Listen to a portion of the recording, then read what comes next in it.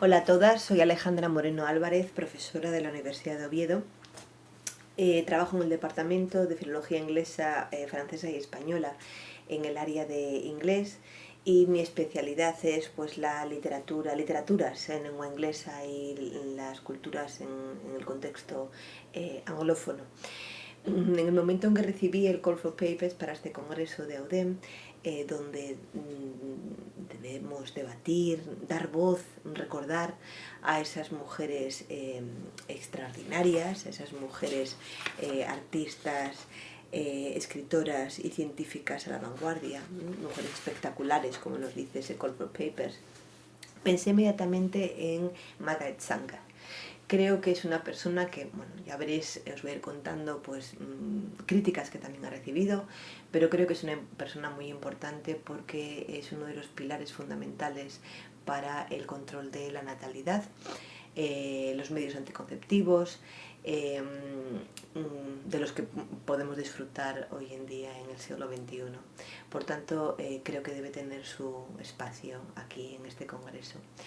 Dado que tanto su vida activista como los escritos que nos dejó, que fueron recopilados en el año 2016 por Esther Katz en diferentes volúmenes, destaco el encuentro que tuvo con Gandhi y que ella habla sobre ese encuentro breve en el volumen 4, Alrededor del mundo para el control de la natalidad. Unos viajes que realizó entre el año 1920 y 1966, donde tuvo lugar ese encuentro con Gandhi. Por tanto, voy a hablaros de quién es Sanger y voy a hablaros de ese encuentro que me lleva a hablar del control de la natalidad en India principalmente. Es Margaret Sanger. Ahí tenéis esa comparación que quiero hacer entre Margaret Sanger y Gandhi, y quiero empezar diciendo que ambos, los dos, para Gandhi uno de y para Sanger el principal, era luchar por el derecho de las mujeres a decidir. Y en el caso de Gandhi, por esa igualdad. Entonces, ambos abogaban por la igualdad entre hombres y mujeres, y por eso pongo ahí el estudio de la humanidad, ¿vale? Y en particular las mujeres. Claro, tenemos diferentes maneras de interpretarlo. Si pensamos en el control de la natalidad, tenemos como en el año 1925 surge ese control de la natalidad en la escena internacional, que es al mismo tiempo que Gandhi estaba abogando por la castidad. Obviamente son dos cosas diferentes, ¿vale? Aunque nos lleva a lo mismo, que es a la no procreación, pero el control de la natalidad que inició Margaret Sanger ya hacía tiempo. De hecho, os comento que Margaret Sanger es una de las personas más destacadas en la historia de la planificación familiar. A ella es a quien debemos el término birth control, el control de natalidad, que ella acuñó en el año 1914, desafiando las leyes de Comstock y difundiendo y promocionando los métodos anticonceptivos, amparándose en la salud y la libertad sexual de las mujeres. Claro, el conservadurismo la tachó de impulsar una concepción inmoral de la sexualidad, porque la desvinculaban de la función natural, la reproducción, que es el problema que vamos a tener también cuando pensamos en el amor, relación sexual, también la interpretación de Gandhi. Tiene que haber un fin, que es la reproducción, mientras que Sanger pues dice que no. Luego vemos como en diciembre del 35 Margaret Sanger viaja a India, y ahí es donde durante 6 semanas realiza 150 reuniones en 18 ciudades, en diferentes países del mundo. Y lo que vamos a discutir es ese encuentro con Gandhi y las diferencias que lo separan, pero también esa unión de la igualdad de las mujeres. En el año 1952, Sanger vuelve otra vez a India para asistir a la tercera conferencia internacional sobre planificación familiar, y lo mismo ocurre en el año 59, que es su última visita a India, para la sexta conferencia internacional sobre planificación familiar. Bueno, voy a empezar por la parte de la crítica y luego ya vamos a los puntos que quiero destacar. leyendo diferentes artículos académicos y también periodísticos sobre Margaret Sanger, podemos encontrar pues, críticas feroces hacia su trabajo. Margaret Sanger su madre era católica irlandesa y su padre era ateo. Claro, cuando Margaret Sanger comienza a hablar sobre los métodos anticonceptivos y abre en 1916 la primera clínica de birth control, pues la Iglesia y todas las personas afines en la Iglesia, claro, la critican muchísimo. Incluso llegan a decir que era una hija del demonio junto a sus otros 10 hermanos. Los tildaron así, ¿vale? Margaret Sanger en diferentes entrevistas comenta cómo ella vio a su madre morir muy joven, tras muchísimos embarazos que llegaron a culminarse 11, fueron 11 hermanos y hermanas, y claro, tanto aborto natural, debido a, pues, era un hijo tras otro hijo, un embarazo tras otro embarazo, pues llevó a plantearse el porqué de esa necesidad de esa procreación y de no poder tener una relación sexual sin el fin de la procreación. Hay otra cosa también, que es que la acusan de un colonialismo biológico, de la eugenesia, porque sí hubo un momento en su vida en que, defendía que si podíamos tener un control de la natalidad, podríamos evitar pues, muchas de las guerras por hambruna, claro, y todo eso hizo que la crítica feroz, y también por diferentes, ya lo veréis después, un marco teórico que utiliza de académicos a favor de la eugenesia, la criticaran por ello. Entonces, bueno, eso que lo tengáis ahí presente de esas críticas. En cuanto a Gandhi, pues Gandhi comienza su voto de castidad, como os dije antes, debido a lo que vio después de haber sido testigo en las atrocidades de la guerra Zulú, esa fuerza bruta, incontrolable por parte del hombre, y es cuando hace el juramento de Brahmacharya. Pero también es, como él dice, porque cuando su padre estaba muriendo, pues sintió un deseo de su pasión animal, como pongo ahí en la cita en inglés, y decide pues ir con su mujer. Y claro, como dice, cito, si mi pasión animal no me hubiera cegado, ahora mismo tendría que tener esta tortura de haberme separado de mi padre en sus últimos momentos. Es como que no se lo perdona. Claro, Gandhi también es criticado porque dentro de este celibato que él se impone, utiliza a las mujeres a prueba, como a su sobrina nieta de 19 años, Manu Gandhi, con quien él dormía para controlar esa pasión animal y no llevarla a cabo, ¿no? Cumplir ese celibato. Y claro, por eso es muy criticado también. Pero ahora vamos a la parte positiva, ¿vale?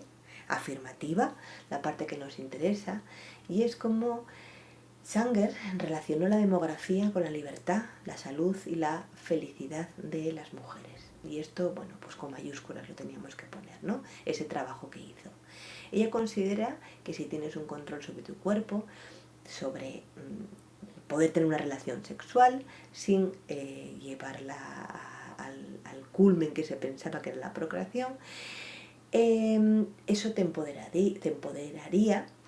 Se terminaría también la pobreza, porque habría las familias muchas menos bocas que alimentar. Por tanto, serviría como herramienta para el control de la población y por tanto también podría erradicar muchas de las guerras que se producen. El marco teórico en el que ella se basa cuando comienza su activismo, que como enfermera también pone en práctica, obviamente, aunque luego se dedicó a divulgar todos estos conocimientos y debatirlos en diferentes foros nacionales e internacionales, que obviamente pasando sus estancias en prisión por lo que estaba realizando, se basa al principio de su investigación en sufragistas como Edith Howe Martin, defensoras de la eugenesia, que os dije que eso fue uno de los motivos por el que fue ferozmente criticada, como Mary Stopes. También utilizó el trabajo de diferentes sexólogos, uno de ellos Havelock Ellis, o los malthusianistas como Aleta Jacobs. El malthusianismo era una teoría demográfica, económica y sociopolítica desarrollada por el economista británico Thomas Robert Malthus en el siglo XVIII, ¿no? Que dicen que el aumento de la población da lugar a una pauperización, es decir, un empobrecimiento de la especie humana. Entonces ellas se basan todas estas teorías para abogar por esa necesidad del control de natalidad. El control de natalidad va a reducir el número de personas en las familias, va a proporcionar a la mujer mayor libertad, a la par que mayor salud. Y el sexo es es sinónimo de salud y de bienestar. Por tanto, los métodos anticonceptivos nos van a ayudar a ser mucho más libres y mucho más felices y poder desarrollarnos no solamente como madres, sino también como profesionales. Por otro lado, Gandhi, fijaros lo que dice ahí en esa cita: it is good to swim in the waters of tradition, but to sink in them is suicide. Es decir, que es bueno navegar en las aguas de la tradición. Tenemos que pensar en India, ¿vale? En India con su tradición, pero como Gandhi dice, hundirte en ellas es un suicidio. Y para ello utiliza 3 ideales de mujeres. Entonces, como veis, está poniendo a las mujeres como sujetos activos. Y esos ideales serían Sita, el derecho a decir no, incluso si su marido se acercara a ella con deseo carnal, la importancia de decir que no. Tenemos a Draupadi, no al miedo, es el símbolo de la independencia, y si las mujeres quieren ser libres no pueden tener miedo. Y también tenemos el ideal de Damayanti, donde la fuerza de la mujer es un ejemplo de cómo la fuerza reside en la pureza y en la castidad. Bueno, este último símbolo podríamos discutirlo, pero aquí vemos cómo Gandhi utiliza 3 ideales, 3 símbolos de mujeres, imágenes femeninas empoderadas. Y también reconoce que el matrimonio y la maternidad no son las únicas misiones para las mujeres. Entonces, pensar en ese encuentro en los años 30, donde tenemos la política de Sanger y la política de Gandhi, que se puede unir. Puede haber una unión ahí por esa visión de que el matrimonio y la maternidad no son las únicas misiones para estas mujeres. Bueno, ahora el problema que tenemos es ese sexo como pecado, ¿vale? Es decir, sin que haya un fin que es la procreación, pues se piensa en el sexo como pecado en el caso de Gandhi. De ahí ese juramento que os comenté antes, el Brahmacharya, que es el juramento de castidad que realiza Gandhi. La unión entre una pareja tiene como objetivo una procreación, y de no ser así sería un crimen. Gandhi dice que en lugar de enseñar a las mujeres métodos anticonceptivos, hay que enseñarles a decir que no, y hacer referencia a los tres símbolos ideales femeninos que os comenté en la diapositiva anterior. Él dice que las mujeres tienen que enseñarle al marido que no son objetos, que no son muñecas, sino que son sujetos activos y sujetos fuertes. Bueno, mientras Gandhi está diciendo todo esto, tenemos a feministas como Bharati Rai, quien comenta que tenemos códigos religiosos en India complejos, un sistema de un matrimonio de niñas muy jóvenes, luego tenemos también la devoción hacia el marido, vivo o muerto, la obligación de dar a luz a un niño y no a una niña. Es decir, esta tradición en la que Gandhi nos decía que no podemos hundirnos en ella, pero ahí tenemos todo esto. Y claro, esas deidades que nos comenta Gandhi no son suficientes. Cuando llega Margaret Sanger, Gandhi está animando a las mujeres a resistirse o bien a dejar a sus hombres, que es algo, bueno, pues muy algo a destacar, ¿no?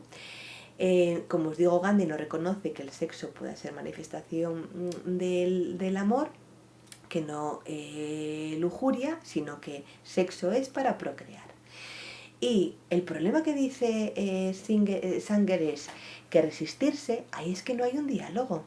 Ahí lo que hay es embarazo el día, evitas el embarazo el día que no te resistes, pero al final vas a tener un niño por año porque va a llegar un momento que no te tienes que resistir. Además que todo está sobre el tejado de las mujeres, ¿no? El resistirme yo, tú te resistes, pero yo hago que tú te resistas, no caigo en esa tentación. Y el problema es que las comunicaciones de pareja no van a dar lugar ni a una comunicación ni a afectos. Es decir, pues vamos a intentar evitar tener contacto porque así nos resistimos a no evitar esa procreación de otro ser. Fijaros, en 1934 la población creció en 34 millones en 10 años. Por tanto, esa resistencia abstención no funciona, es claro. A la pregunta de ¿crees que hay diferencia entre el sexo con deseo y el sexo con amor? Margaret Sanger dice que por supuesto que sí, ¿vale? Que hay una diferencia. Y bueno, pues aboga, la defiende, y así como ella, otras feministas en India ya en los años 30 luchaban por ello. Estamos hablando de castas, clases sociales, religión y género. Fijaros la complejidad de India, de lo que tenemos.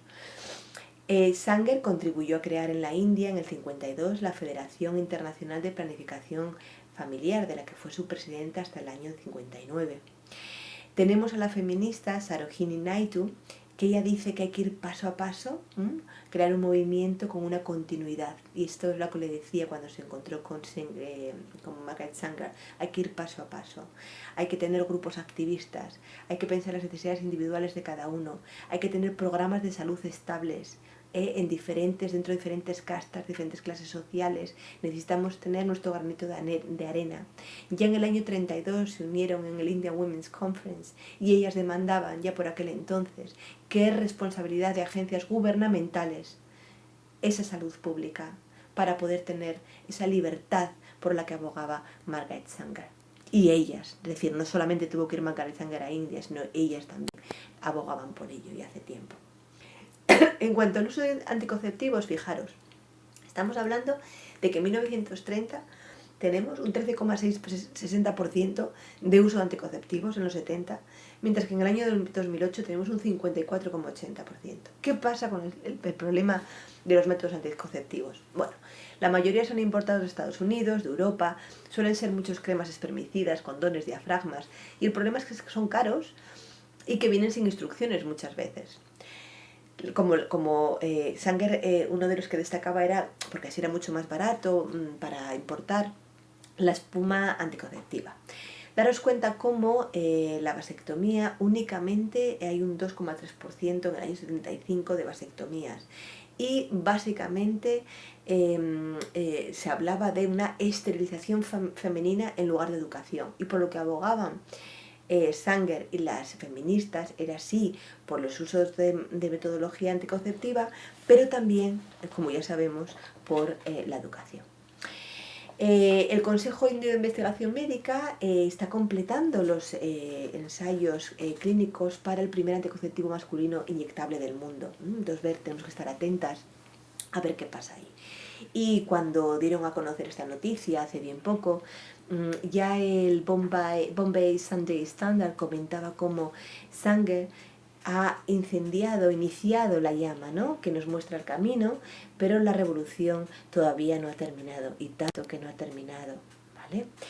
En el año, bueno, y os comento que tanto que no ha terminado porque el aborto, por ejemplo, tenemos una ley del aborto en el año 1971, donde puedes abortar, siguiendo unos preceptos, por supuesto, hasta la semana 7, embarazo de la semana 7.